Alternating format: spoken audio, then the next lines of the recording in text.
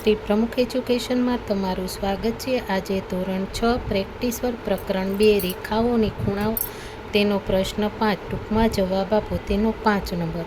નીચે આપેલા અંશ માપ મુજબનો ખૂણો કોણ માપક પર દોરો અને તેનો પ્રકાર લખો।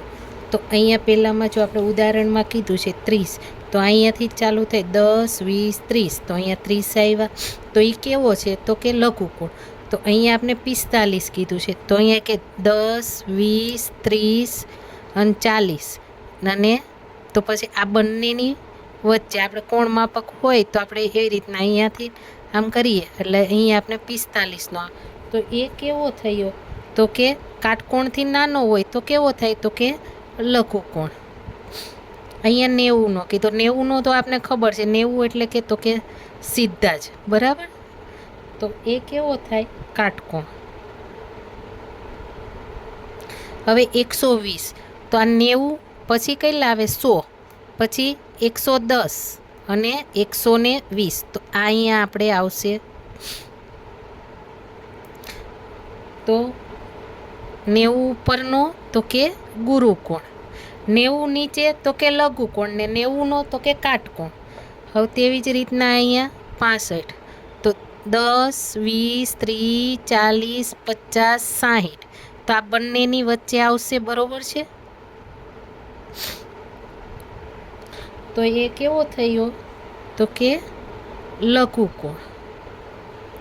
હવે 70, તો 70 અહીંયા 10, 20, 30, 40, 50, 60 અને 70, તો અહીંયા 70 છે, બરાબર? 70નો આપણી પાસે આવ્યો તો આપણે કયો થાય? તો કે લઘુકોણ। હવે 35, 135, તો 90, 100, 110, 120, 130 અને આને બંનેની વચ્ચે આવે એટલે કે 135, તો કે ગુરુકોણ। હવે અહીંયા 180, તો 180 ક્યાં આવે? તો અહીંયા 100 આપને ખબર છે, ક્યાં આવશે?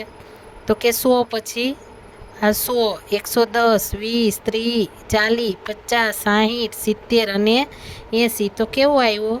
તો કે સીધો। તો કયો આવ્યો?